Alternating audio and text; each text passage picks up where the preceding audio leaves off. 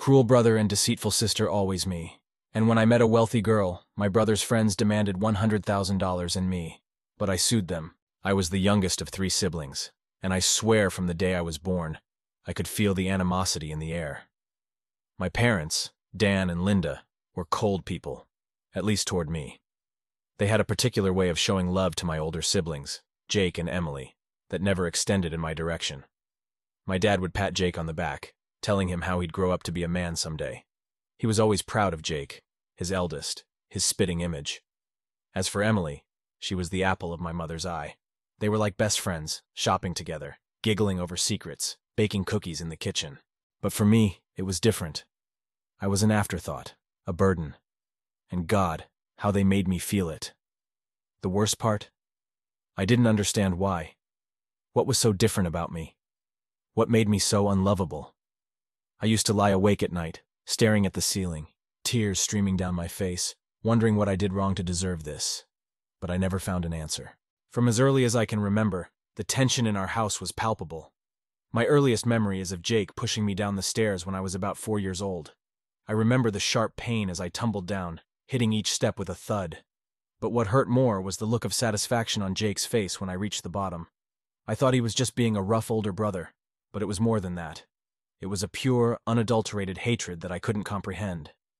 My mom rushed over when she heard me crying, but instead of comforting me, she scolded me for being so clumsy. Jake got away with it, of course. He always did. Jake was the golden boy, athletic, smart, charming. Everyone loved him. Teachers praised him, coaches adored him, and my parents worshipped the ground he walked on. But behind closed doors, Jake was a monster. He knew he could get away with anything, and he did. He used to pin me down, pressing his knee into my chest until I could barely breathe, whispering in my ear how I was a mistake, how our parents wished I was never born. He'd tell me that they were planning to send me away one day, just to get rid of me. I was too young to understand it was manipulation. I believed every word he said. Emily wasn't much better. She was only 2 years older than me, but she had this air of superiority about her, like she was a queen, and I was the peasant. She'd steal my toys, rip up my drawings, and tell our parents that I had done something to deserve punishment. And they always believed her. I remember one time, I was about 6, and I had this teddy bear that I adored. It was the only thing that gave me comfort in that house. One day, I couldn't find it. I searched everywhere, but it was gone. Emily watched me panic, a wicked smile on her face. Later that night, I found it in the trash, soaked in juice, its stuffing ripped out. When I confronted her, she just laughed and told me it was time to grow up. My parents? They never intervened. If anything, they encouraged it. They were masters of emotional abuse, using their words as weapons, cutting me down every chance they got. I can still hear my mom's voice in my head, cold and dismissive, telling me how I was the mistake child, how she only got pregnant with me because of a broken condom. My dad would chime in, saying how he wished I'd just toughen up, be more like Jake. But I wasn't Jake. I never would be. One particularly bad memory sticks out, a day that changed everything for me. I was 8 years old. It was supposed to be a family outing, a trip to the amusement park. I was so excited. It was rare for us to do anything together as a family. But of course, nothing ever went right for me. As we were walking through the crowded park, I got separated from them. I was terrified, lost in a sea of strangers, but part of me thought maybe they'd actually be worried and come looking for me. I was wrong. When I finally found them hours later, they were sitting at a bench, laughing and eating ice cream, without a care in the world. I ran up to them, tears in my eyes, but my mom just looked at me with disgust. "Where were you?" she snapped, as if it were my fault. My dad didn't even look up. Jake and Emily were smirking, and I knew then that they had deliberately left me behind. I realized then that I didn't matter to them. Not at all. The older I got, the worse it became. Jake's torment escalated from verbal abuse to physical violence. He'd punch me, slap me, shove me into walls. He broke my nose once, and when I ran to my mom, blood streaming down my face, she barely batted an eye. She told me to clean myself up, not to be such a crybaby. "Boys will be boys," she said. But it wasn't normal. It was terrifying. Jake started hanging out with a rough crowd in high school, getting into drugs and alcohol.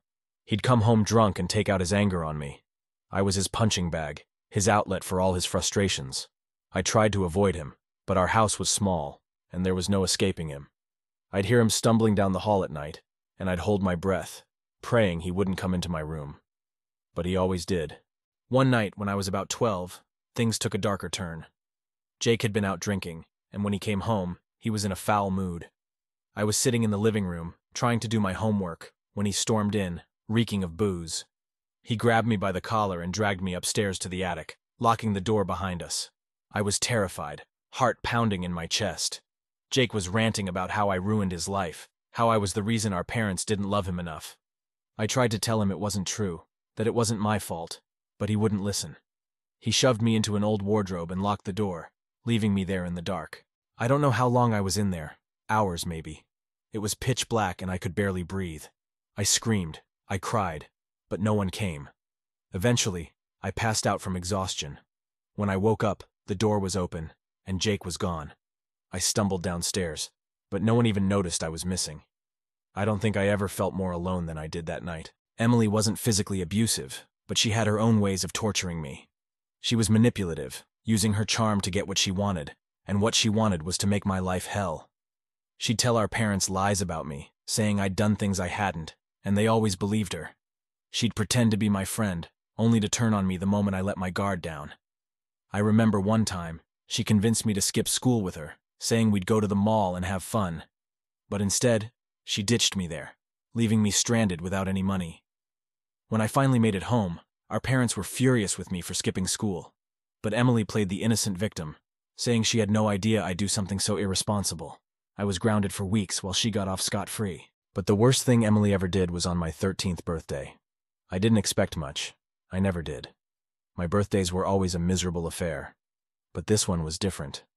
Emily had been acting nice to me all day, even helping me pick out an outfit for the small family dinner my parents had planned. I thought maybe, just maybe, things were finally changing. But of course I was wrong. As we were sitting at the dinner table, Emily suddenly started crying, saying she had something important to tell everyone. I was confused, as were my parents. Then, in the most dramatic way possible, she told them that I had been sneaking out at night, meeting up with bad influences, and getting into all sorts of trouble. It was all lies, but my parents believed every word. They looked at me with such disappointment, such disgust. I tried to defend myself, but Emily was a master manipulator. She had them wrapped around her finger. That night, after everyone had gone to bed, Emily came into my room, smirking. She told me she did it because she wanted to see if she could ruin my life even more, just for fun. She wanted to see how far she could push me before I broke. And I did break that night. I cried until there were no tears left, feeling utterly defeated, completely alone. The years passed, and nothing changed. I became numb to the pain, the neglect, the abuse. I barely spoke to my parents, and when I did, it was always an argument. I kept my head down at school, trying to avoid Jake and his friends, trying to stay out of Emily's way. I didn't have any friends. I was too afraid to let anyone in, too afraid they'd see how broken I was. But things came to a head when I was 16. Jake had gotten into some serious trouble with the law, drugs, theft, assault. My parents were desperate to save him, to keep him out of jail. They mortgaged the house to pay for his lawyer, but it wasn't enough. They needed more money, and fast. That's when they decided to sell the only thing of value they had left. Me. They struck a deal with a local drug dealer. I was to work for him, running drugs, doing whatever he needed, in exchange for the money they needed to bail Jake out. I didn't have a choice. I was trapped. They told me if I didn't do it, they'd kick me out, and I'd have nowhere to go. I was terrified, but what could I do? So I did it. I ran drugs. I got involved in things no 16-year-old should ever have to deal with. It was dangerous, it was illegal, and it was soul-crushing. But I did it because I had no other choice. Looking back, I realize how messed up it all was. How I was nothing more than a pawn to my family, something they could use and discard when they were done. I don't know why I stayed, why I didn't run away, but I guess I was too scared, too broken to see any other way out. I'm 28 now, and I've cut all ties with my family. I moved across the country, changed my name, and started over. But the scars are still there, deep and painful. I have nightmares about my childhood, about Jake and Emily and my parents. I'm in therapy now, trying to make sense of it all, trying to heal. But it's a long road, and some days, I don't know if I'll ever truly be okay. After I cut ties with my family and moved across the country, I thought I could leave the past behind me. I thought I could escape the pain, the memories, and start fresh. But that's the thing about trauma. It doesn't just disappear.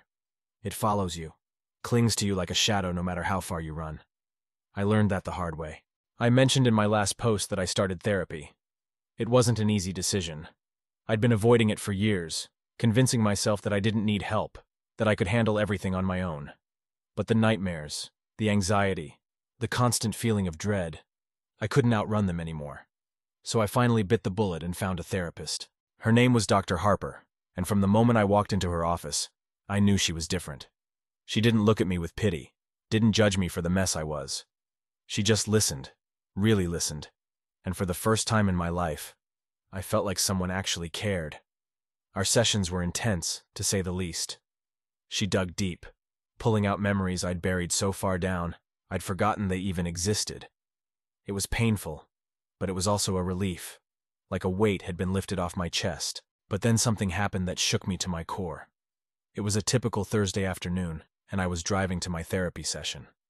The sun was setting, casting an orange glow over the city, and for a brief moment, I felt at peace. That's when I saw it. A figure standing on the side of the highway, teetering on the edge of the overpass. Traffic slowed to a crawl as drivers gawked at the scene, but no one was stopping. My heart started pounding, and before I knew it, I was pulling over, my hands shaking as I got out of the car. I don't know what possessed me to do it. Maybe it was some misplaced sense of responsibility, or maybe I just couldn't stand by and do nothing. Either way, I found myself walking toward the figure, a girl, barely older than a teenager, with tears streaming down her face. She was shaking, her knuckles white as she gripped the railing, and I could see the desperation in her eyes. She was about to jump. In that moment, all the pain I'd been carrying, all the hatred and anger I'd buried inside, came rushing to the surface. I saw myself in her, lost, broken, ready to give up. And I couldn't let that happen. I started talking to her, trying to convince her to step back, to give life another chance. I told her how much I understood what she was going through, how I'd been there too. I don't know if it was the words I said or the way I said them, but somehow, she listened. She let go of the railing and collapsed into my arms, sobbing uncontrollably. I held her until the police arrived, and even then, I couldn't bring myself to leave. I stayed with her, talking to her, until they took her to the hospital. When I finally got back to my car, I broke down. All the emotions I'd been holding in for so long came pouring out, and I cried like I hadn't cried in years. I didn't go to my therapy session that day. I couldn't. I just drove home, numb, trying to process what had just happened. The next day I told Dr. Harper everything. She said it was a breakthrough, that I'd finally faced my demons head on. But it didn't feel like a victory. It felt like a reminder that no matter how far I run, the darkness inside me will always find a way to catch up. I couldn't save myself, but at least I saved that girl. I guess that's something. After that incident, I threw myself into therapy even more. I started going twice a week, determined to get better, to finally move on from the past. And that's when I met her, Madison. She was in the waiting room of Dr. Harper's office, and I noticed her right away. There was something about her that caught my attention, something different. Maybe it was the way she carried herself, with an air of confidence that I'd never had. Or maybe it was her eyes, piercing blue, with a depth that hinted at a story even darker than mine. Madison was rich, like insanely rich. She came from old money, the kind of wealth that spans generations. Her father was some big-shot CEO and her mother was a socialite. But despite all that, there was a sadness about her, a loneliness that I recognized all too well. We started talking in the waiting room, just casual small talk at first, but it quickly became more. We were both messed up, both haunted by our pasts, and that gave us a strange sort of connection. She was going through therapy for different reasons. Her family was a mess in their own way. They had money, but no love. Her parents were cold, distant, more concerned with their social status than with their daughter. Madison had grown up with everything she could ever want, except for the one thing she needed: affection. She told me how she'd started drinking at a young age, trying to fill the void, how she'd gotten involved with the wrong crowd, looking for validation in all the wrong places. It was a story I knew all too well. We started hanging out outside of therapy, going to coffee shops, taking long walks through the city, just talking. She was the first person I'd let into my life in years, and it scared the hell out of me. But there was something about Madison that made me feel safe, like maybe I wasn't as broken as I thought. She had a way of seeing through all the bullshit, of cutting through the layers of pain and getting to the real me. It was terrifying, but it was also exhilarating. But as much as I wanted to believe that I could be happy, that I could have something real with Madison, I couldn't shake the feeling that it was all going to come crashing down. And of course it did. The first sign that something was wrong came in the form of a phone call. I was at work, going through the motions when my phone buzzed in my pocket.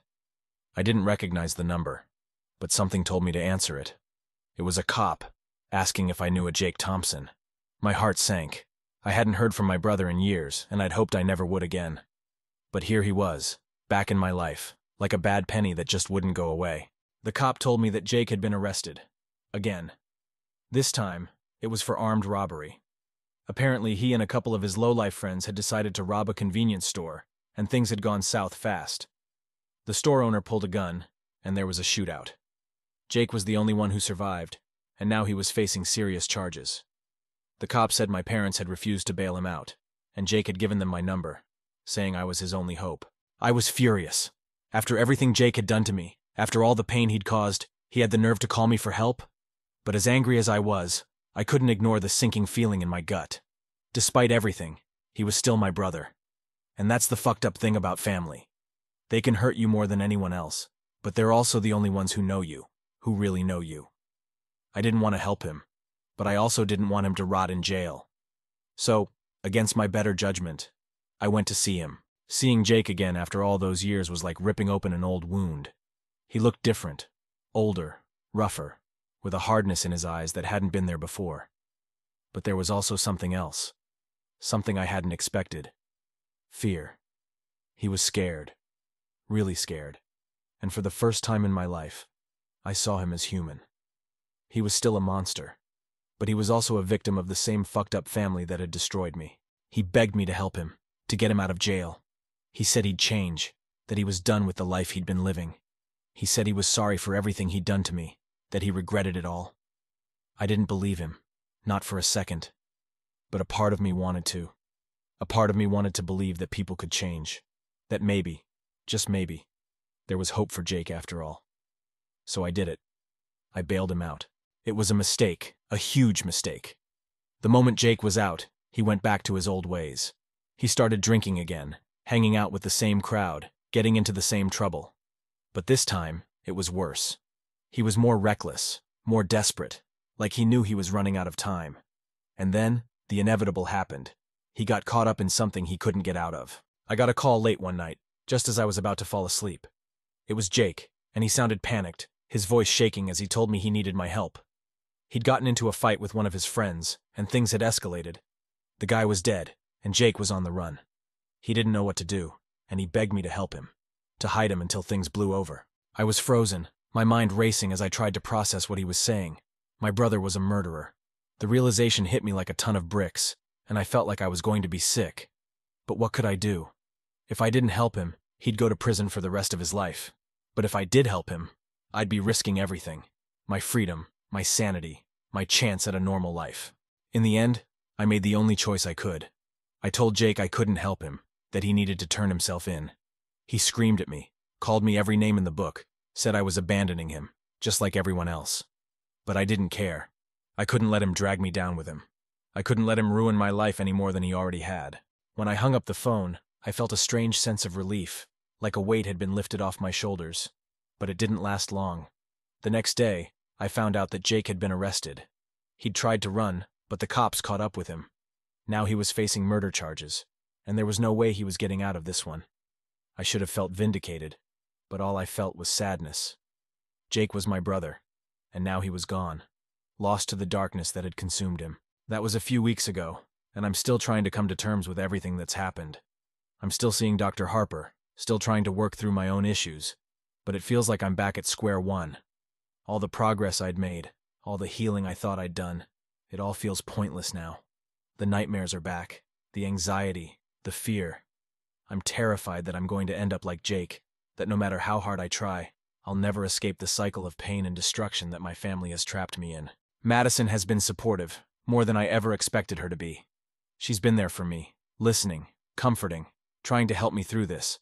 But I can see the toll it's taking on her too. She's dealing with her own demons, and I'm afraid that I'm dragging her down with mine. I don't want to lose her, but I don't know how much more she can take. I don't know how much more I can take.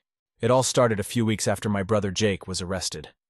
I was doing my best to move on, to put him and everything he represented behind me. Madison and I were growing closer, and I was finally starting to feel like there was some light at the end of this dark, twisted tunnel I've been stuck in for so long. But just as I was beginning to breathe a little easier, the past reared its ugly head again. It was a Thursday night, just after midnight. I was in bed, half asleep, when I heard a loud banging on my front door. My heart immediately started racing, and all the worst-case scenarios flashed through my mind. I thought about ignoring it, hoping whoever it was would just go away, but the banging got louder, more insistent. Reluctantly, I got out of bed, my hands trembling as I approached the door. I peeked through the peephole and saw 3 men standing outside. They looked rough, with the kind of hardened expressions that made it clear they weren't here for a friendly visit. I debated whether to open the door, but before I could make a decision, one of them shouted, "Open up, Sam! We know you're in there!" That's when I recognized the voice. It was Ryan, one of Jake's old friends. My stomach dropped. I hadn't seen Ryan in years, but I knew he was bad news. If he was here, it couldn't be good. I hesitated for a moment longer, but the banging continued, more aggressive this time. Knowing I couldn't avoid them forever, I reluctantly opened the door, just a crack. "What do you want?" I asked, trying to keep my voice steady. Ryan shoved the door open, nearly knocking me off my feet. The other 2 guys pushed their way in behind him, crowding into my small living room. I tried to stay calm, but my heart was pounding so hard I thought it might burst out of my chest. "We need to talk," Ryan said, his tone dripping with menace. He wasn't alone. There was Vic, a towering, muscle-bound guy who I remembered as Jake's enforcer back in the day, and another guy I didn't recognize. He was smaller, wiry, with a shifty look in his eyes that made me uneasy. "I don't have anything to say to you," I replied, trying to sound braver than I felt. "Jake's in jail.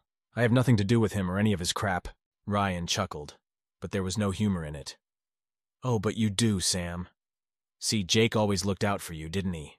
Raised you, protected you, made sure you didn't end up on the streets like the rest of us. And now he's in a shitload of trouble, and it's all because of you." "That's bullshit," I shot back, my fear turning to anger. "Jake's in jail because of his own choices. I didn't have anything to do with it." Ryan's expression darkened, and he took a step closer, invading my personal space. "You owe him, Sam. Big time. And now it's time to pay up." My stomach churned as I realized where this was going. "What do you want?" $100,000, Ryan said, his voice cold and matter-of-fact. "You're going to give us $100,000 to help Jake out. He needs a better lawyer, someone who can actually get him off. You know our boy can't survive in prison. He raised you, Sam.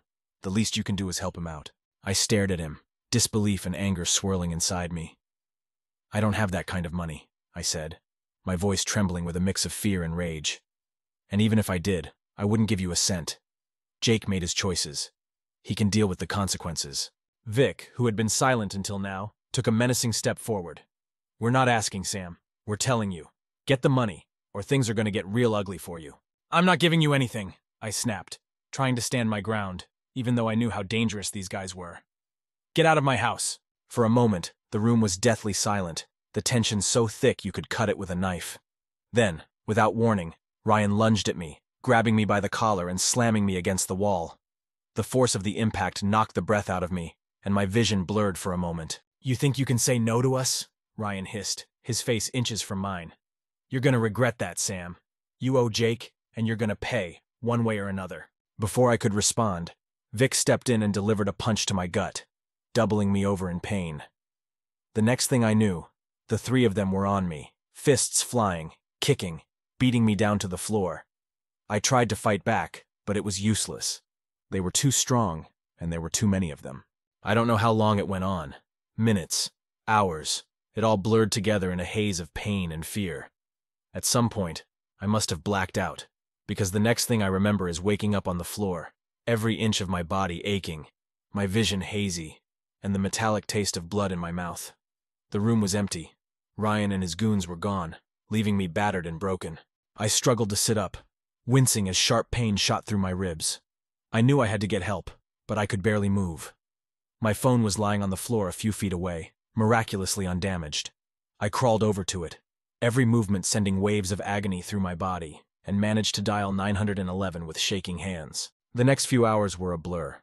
The paramedics arrived first, loading me onto a stretcher and rushing me to the hospital. The pain was excruciating, but nothing compared to the fear and anger swirling in my mind. How had my life come to this? How had I ended up here lying in a hospital bed, beaten to a pulp by my brother's friends? The doctors said I had a concussion, a couple of broken ribs, and more bruises than they could count. They wanted to keep me overnight for observation, but all I could think about was getting to the police, telling them what had happened. This wasn't just about me anymore. This was about finally putting an end to Jake's influence over my life. The next morning I was visited by a detective named Lisa Morgan. She was in her early 40s, with sharp eyes and a no-nonsense demeanor that told me she was someone who got things done. She asked me to recount everything that had happened, and I did, sparing no details. As I spoke, I could see the wheels turning in her mind, her expression growing more serious with every word. "They demanded money from you?" she asked, her voice steady, but I could hear the underlying concern. "Yeah," I replied, my voice hoarse from the beating and the hours of talking. "They said I owed Jake because he raised me or whatever. But it's all bullshit. They just want the money for his legal fees." Detective Morgan nodded, jotting down notes in her little notepad. "We've had Ryan and Vic on our radar for a while now. They've been involved in a lot of illegal activity, but we haven't been able to pin anything on them. This could be what we need to finally put them away." She paused, then looked at me with a seriousness that sent a chill down my spine. "Sam, you need to know that going after these guys isn't going to be easy. They're dangerous, and they don't take kindly to people who cross them. But if you're willing to testify, we can get them off the streets for good." The thought of facing Ryan and Vic in court, of having to relive the attack and expose myself to even more danger, was terrifying. But what other choice did I have? They weren't going to stop. They'd keep coming after me until they got what they wanted, or until I was dead. I had to do something. "I'll testify," I said, the words coming out before I had time to fully think them through. But even as I said it, I knew it was the right decision. I couldn't keep running, couldn't keep hiding from the past. It was time to face it head on, no matter how scary that was. The weeks leading up to the trial were some of the most stressful of my life. I was constantly on edge, jumping at every little noise, every unexpected knock on the door. Madison was a rock during this time, but I could see the toll it was taking on her too. She was worried, about me, about us, about the danger we were facing. I tried to reassure her, but the truth was, I didn't know if everything was going to be okay. The trial itself was a nightmare. The prosecutor, a sharp, relentless woman named Angela Ruiz, grilled me on the stand, making sure every detail of the attack was clear to the jury. I could feel Ryan and Vic's eyes on me the entire time, cold and full of hatred. They knew that if I was successful, they'd be going away for a long time. But the worst part was when Jake took the stand.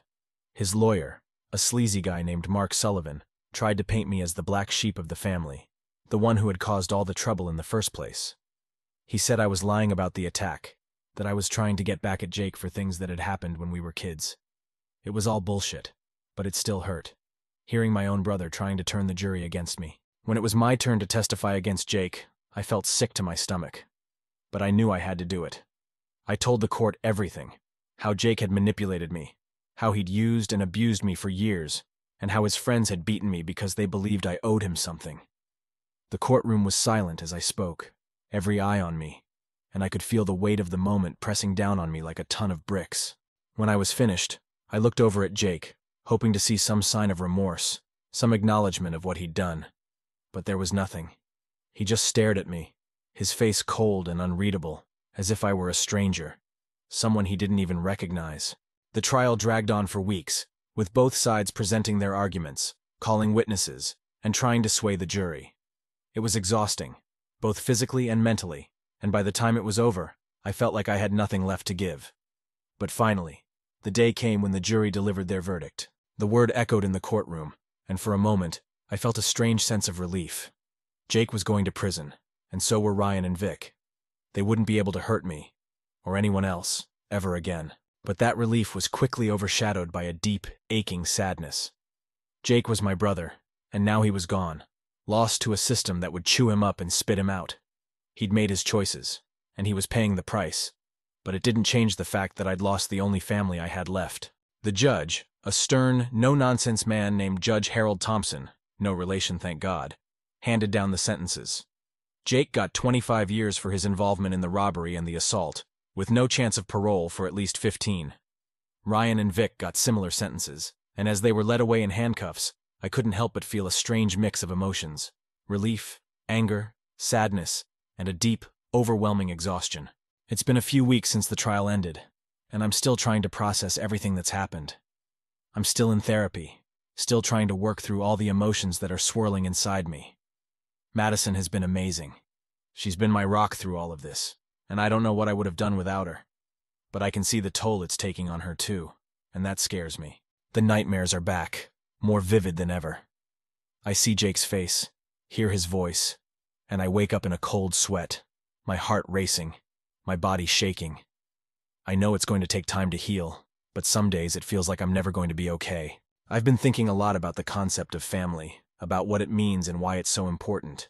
Jake was my brother, and I loved him, even though he hurt me in ways I can't even begin to describe. But he was also my abuser, my tormentor, the source of so much of the pain that I've carried with me for so long. And now he's gone, and I'm left to pick up the pieces of my life, to try and make sense of it all. So that's where I'm at, Reddit. I'm trying to move on, to build a life for myself, but it feels like the past is always right there, lurking in the shadows, ready to pull me back in. I don't know what the future holds, but I'm trying to take it one day at a time, to find some semblance of peace in the midst of all this chaos.